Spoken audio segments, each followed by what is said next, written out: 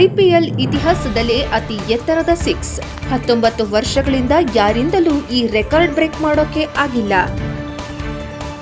IPL 2026 season ಆರಂಭಕ್ಕೆ ಕೆಲವೇ ದಿನಗಳು ಬಾಕಿ ಇರುವಾಗ ಕ್ರಿಕೆಟ್ ಅಭಿಮಾನಿಗಳು ಅಂಕಿ ಅಂಶಗಳ ಬಗ್ಗೆ ಕುತೂಹಲದಿಂದ ಇದ್ದಾರೆ. ನಿರ್ದಿಷ್ಟವಾಗಿ ಹೇಳುವುದಾದರೆ ಐಪಿಎಲ್ ಇತಿಹಾಸದಲ್ಲಿ ಹೊಡೆದ ಅತಿ ಉದ್ದದ ಸಿಕ್ಸರ್ಗಳ ಪಟ್ಟಿ ಪ್ರಸ್ತುತ ವೈರಲ್ ಆಗುತ್ತಿದೆ.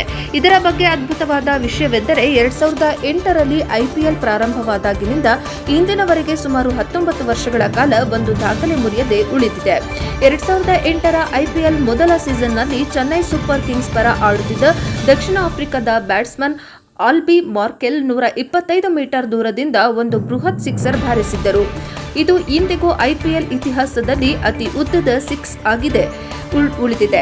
ಕಳೆದ 19 ವರ್ಷಗಳಲ್ಲಿ ಅನೇಕ ಶ್ರೇಷ್ಠ ಆಟಗಾರರು ಬಂದಿದ್ದರೂ ಯಾರೂ ಈ ಮೈಲಿಗಲ್ಲು ತಲುಪಲು ಸಾಧ್ಯವಾಗಿಲ್ಲ. ಐಪಿಎಲ್ನಿಂದ ಎಂಎಸ್ ಧೋನಿ ನಿವೃತ್ತಿ, ಕೊನೆಗೂ ಮೌನ ಮುರಿದ ಧೋನಿ.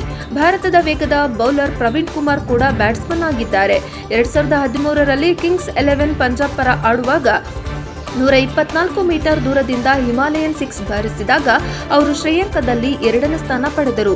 2011ರಲ್ಲಿ ಕಿಂಗ್ಸ್ 11 ಪಂಜಾಬ್ ತಂಡದ ನಾಯಕರಾಗಿದ್ದ ಗಿಲ್ಕ್ರಿಸ್ಟ್ ರಾಯಲ್ ಚಾಲೆಂಜರ್ಸ್ ಬೆಂಗಳೂರು ವಿರುದ್ಧದ ಪಂದ್ಯದಲ್ಲಿ 122 ಮೀಟರ್ ದೂರದಿಂದ ಸಿಕ್ಸರ್ ಬಾರಿಸಿದ್ದರು. ಇನ್ನು 2010ರಲ್ಲಿ ಆರ್ಸಿಬಿ ಪರ ಆಡುವಾಗ 120 ಮೀಟರ್ ದೂರದಿಂದ ಸಿಕ್ಸರ್ ಬಾರಿಸಿದ ಸ್ಫೋಟಕ ಪ್ರದರ್ಶನಕ್ಕಾಗಿ ರಾಬಿನ್ ಉತ್ತಪ್ಪ ಈ ಪಟ್ಟಿಯಲ್ಲಿ 4ನೇ ಸ್ಥಾನದಲ್ಲಿದ್ದಾರೆ.